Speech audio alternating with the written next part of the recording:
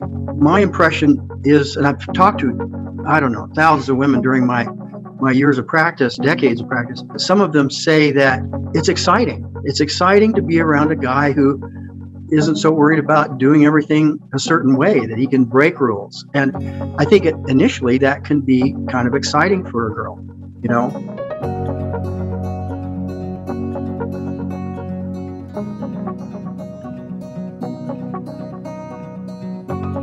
Hi, everyone, and welcome to the Fascinating Womanhood channel, where we talk about everything that is about femininity and building deep, long-lasting, loving relationships. Bob and I are just doing this here today, and Cherry is away on vacation with her family. Bob is a neuropsychologist, as some of you know. He has agreed to help us talk about the subject of bad boys. I've been listening lately. It seems like on television, often I'll hear on different shows people talk about bad boys and that women are attracted to bad boys.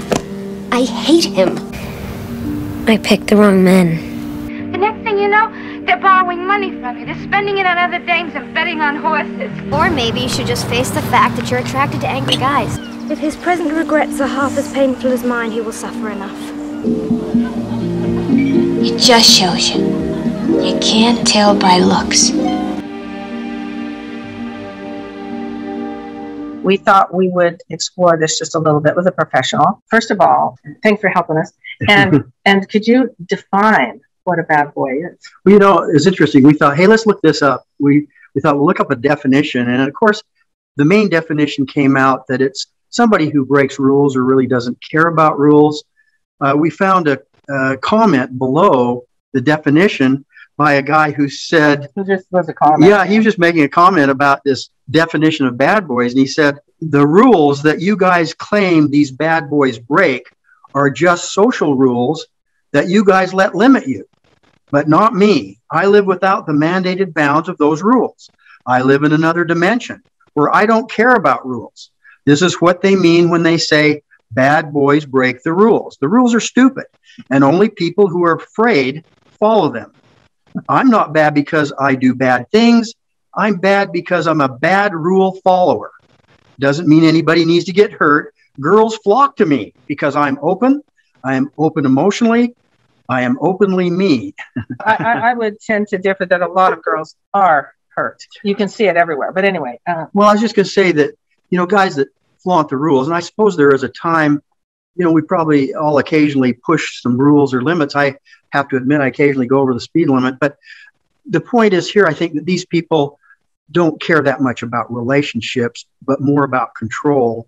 And so often in a relationship with them, you're going to get hurt because you may say, well, they're breaking rules out here, but they haven't done it to me. But eventually they probably will turn on you too.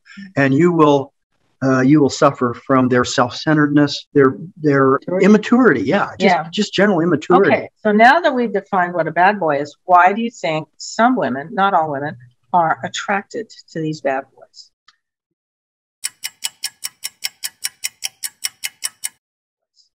You know, I think there's probably a number of reasons. This is a pretty complex question, but my impression is, and I've talked to, I don't know, thousands of women during my years of practice, decades of practice, and some of them say that it's exciting. It's exciting to be around a guy who isn't so worried about doing everything a certain way, that he can break rules. And I think initially that can be kind of exciting for a girl, you know. Also, I think men like to triumph over danger, and we call those sometimes heroes.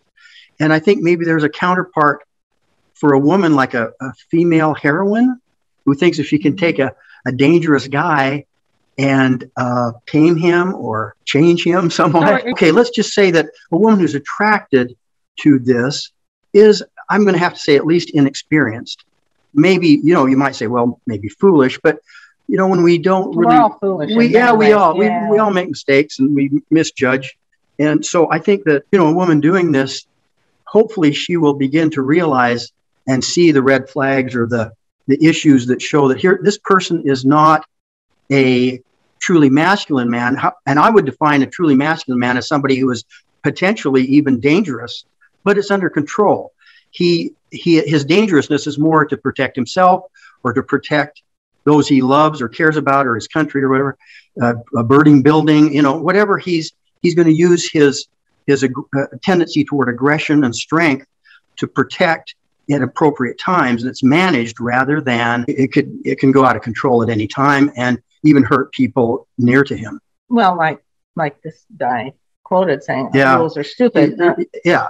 For people who are afraid, No, it's not entirely true. So women are attracted to strength.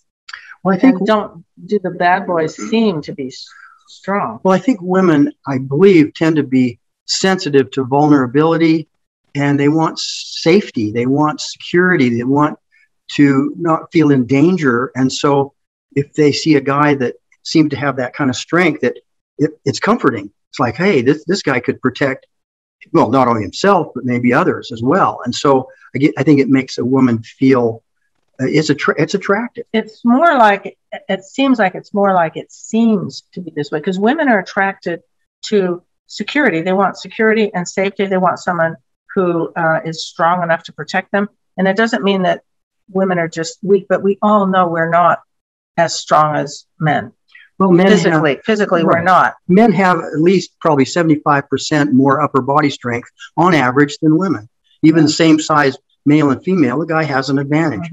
Women are a little bit more vulnerable, and they have that fantasy of getting this strong guy and reforming him. Although I've had some women say to me, it actually made me feel good to be around a bad boy because I felt better. It's like I was the good one, he was the bad one. And so they got a little something out of that, at least temporarily. But then, then maybe he hurts them, and they start to think, gee, maybe this isn't such an advantage after all. So do you think some women like to feel like, here's a bad boy, but I'm going to tame him? Yeah.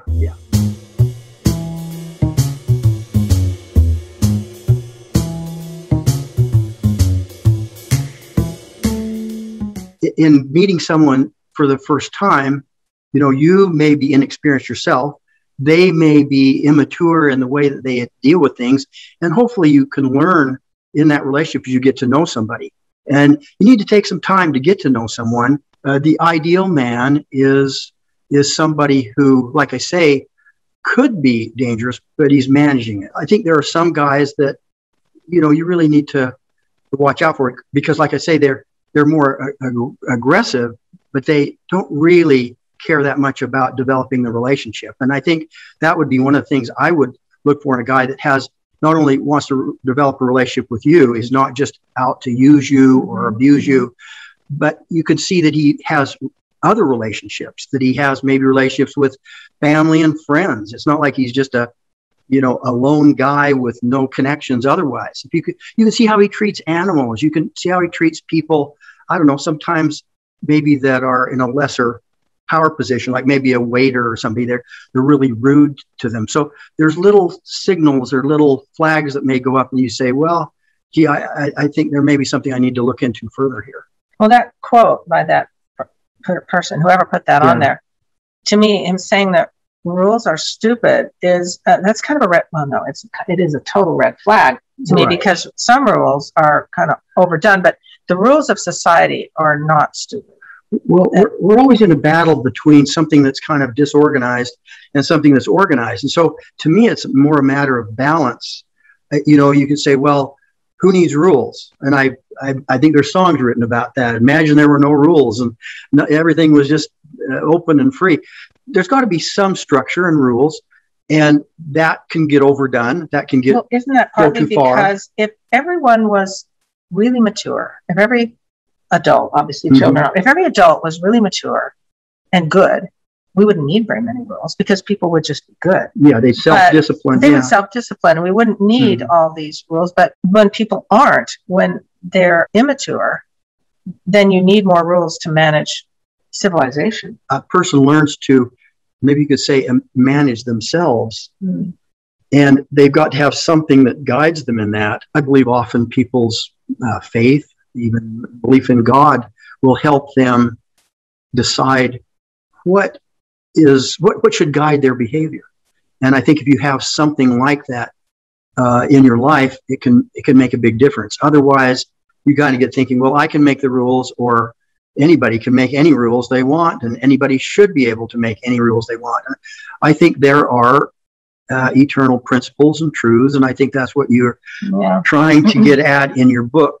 The reason you call it Fascinating Womanhood for the Timeless Woman is because these are timeless principles, and that they apply in really any country, even any culture, any religion. It's not like they're only tied up with one particular group of people or race or whatever. I told Bob I thought it would be helpful if we had an example of a kind of a bad boy that everyone knows about without getting into an actual person. So we picked films, and these are animated. We picked Beauty and the Beast to represent the bad boy, and then Sleeping Beauty with Prince Philip to represent more the managed strength. You actually brought that up as an example. Now, but I said he was actually a good prince that had a spell cast on him. But you were saying that what he scared everybody.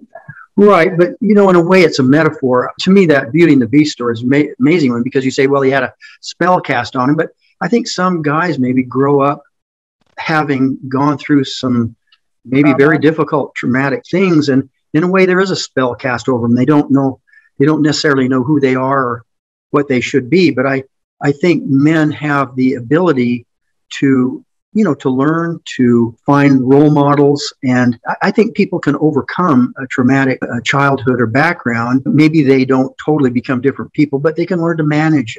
But the fantasy with Beauty and the Beast is that Belle, I think, is that her name? Tamed him, yeah. Tamed him. Or that somehow she helped cast off this spell. Mm-hmm. To me, that's an interesting sort of story, that she had this much influence, that she was able to help him get past his spell. But then we go to Prince Philip and Sleeping Beauty. He actually was a prince with managed strength. He ended up fighting for her. Yeah, he killed a giant dragon. He showed he was dangerous. I mean, he showed that he could conquer. And again, it's kind of a sort of a metaphor for him fighting this danger and overcoming it, and then in a sense having the positive outcome from it. And of course, that was the foundation for a new relationship with her and saving her, so to speak. Yeah, but bad boys look like they might be the hero, like Prince Philip. But so many times as they start taking for granted, they end up being not a hero. They don't all become criminals, but criminals are bad boys. It's just that all bad boys are not criminals. Right. And I think that sometimes the term is used, man-child. It's like a child who's in a man body. Hopefully, you'll be able to start to recognize if you've got a man who has some potential and shows some responsibility and some character, some moral direction. Has some goals. Goals. Good goals, not like being a bank robber. He's got goals, yeah. Right. Another example might be Bonnie and Clyde. I remember watching that movie, and she was quite attracted initially because he just seemed so brave and like nothing fazed him. But it didn't take too long before she started to realize, gee, this is a lot more dangerous, and this is a lot more. Well, for those who don't know who that is, they were famous bank robbers of the 1920s or 30s, something like that, and they were both killed in a violent shootout with police. Federal agents. They were both killed in a shootout. But they became mythical because they had this romantic relationship. But he actually murdered people when she first knew him. I don't know whether he'd killed anyone or not, but he got her into such dangerous situations. They both ended up getting killed. But initially there was an attraction. There's like, oh, wow, this is exciting. But then it kind of became scary and ended up tragically, and they both died young. You already touched on some of this a little earlier, but briefly going over now, we're getting towards the end of how to spot a good guy.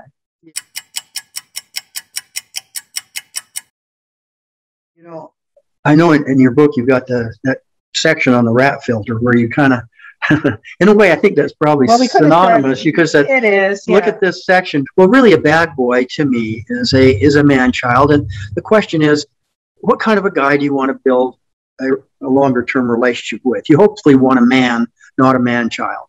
Somebody that is wanting to build a relationship, has some interest in repairing, but also in a family or in something longer term, because you're not always going to be 20 or 30 years old, you know, kind of just run around dating or something. Somebody who's honest with you. Yeah. Who does responsible things, who has goals for the future that are honorable. Will help you build trust in him and in the future. And I would say that's what I would be looking for, avoiding the more immature type of person.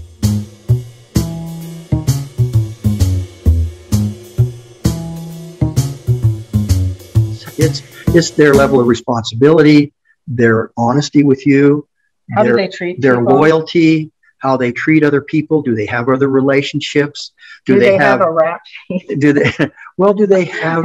Yeah. Well, some do. I mean, I know guys that have been. I know guys that have been incarcerated or in jail and have turned their lives around. Yeah, that's true. Maybe they were doing drugs at the time, so it isn't necessarily. You just got to look into it a little bit more. And somebody like that, you need to look into it more than a guy who had never done that. Right. So you have to consider all of it. Do they have relationships with people that last? Do people like them? Do you like their friends? Are they doing something with their life? I was just thinking when you said some of that I remember when we were dating, this is 50 plus years ago. I remember thinking, in a way, it was difficult to make a decision to get married, because I thought, you know, this is an important decision. It's potentially a long-lasting commitment.